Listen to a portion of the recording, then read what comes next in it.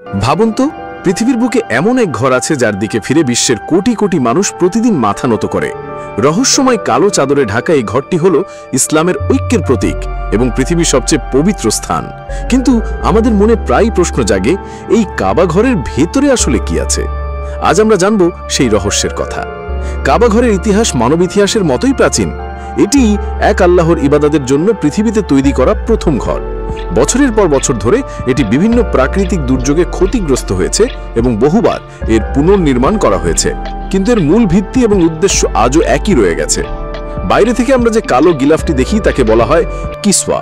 এটি সাধারণ কোনো কাপড় নয়, এটি কালো সিল্কের কাপড়ের ওপর খাঁটি সোনা এবং রূপার সুতা দিয়ে বোনা কোরআনের আয়াত দিয়ে সজ্জিত থাকে। প্রতি বছর হজের সময় এই গিলাফটি পরিবর্তন করা হয়, যা এক অত্যন্ত ভাবগাম্ভীর্যপূর্ণ অনুষ্ঠান। এবার আসা যাক সেই মূল প্রশ্নে, এর ভেতরে কি আছে? বছরে মাত্র দুবার বিশেষ কিছু মানুষের জন্য খোলা হয় এর দরজা, আর যারা ভেতরে প্রবেশ করেছেন তাদের বর্ণনা অনুযায়ী এর ভেতরটা কিন্তু আশ্চর্য রকম সহজ ও সাদামাটা। এর ভেতরে কোনো মূর্তি, ছবি বা কোনো বিশেষ ঐশ্বরিক বস্তু নেই। কাবা ঘরের ভেতরে মূলত যা যা রয়েছে তা হলো 3টি কাঠের স্তম্ভ, ছাদকে ধরে রাখার জন্য ভেতরে 3টি মজবুত কাঠের স্তম্ভ বা পিলার রয়েছে, মার্বেল পাথরের দেয়াল এবং মেঝে। এর দেয়াল এবং মেঝে সুন্দর সাদা ও রঙিন মার্বেল পাথর দিয়ে ঢাকা।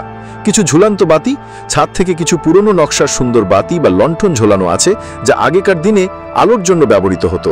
একটি ছোট টেবিল, এক কোণা একটি ছোট টেবিল রাখা আছে যার উপর সুগন্ধি বা আতর রাখা হয়। দেওয়ালে খোদাই করা ফলক, দেওয়ালের ওপরের দিকে কিছু ফলক লাগানো আছে যেখানে বিভিন্ন সময় কাবা ঘরের সংস্কারের ইতিহাস খোদাই করে লেখা আছে।